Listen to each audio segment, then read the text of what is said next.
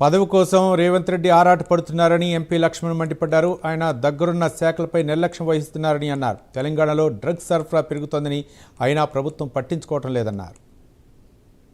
స్వయంగా బాధ్యతలు నిర్వహిస్తున్నటువంటి విద్యాశాఖ, హోంశాఖ, మున్సిపల్ శాఖ, ఈ మూడు శాఖల్లో కూడా అస్తవ్యస్తమైనటువంటి పాలన మీద దృష్టి సారించలేక ఎంతసేపు తమ హైకమాండ్ యొక్క కనుసన్నలలో తన పదవిని కాపాడుకోవడంలో ఆరాటపడుతున్నారు తప్పితే పూర్తిగా తెలంగాణలో అభివృద్ధి అనేది మచ్చుకైనా లేకుండా ఏ ఒక్క విద్యాశాఖ గురించి మాట్లాడితే విద్యా వ్యవస్థ అంతా కూడా అయోమయము, గందరగోళమైన పరిస్థితి.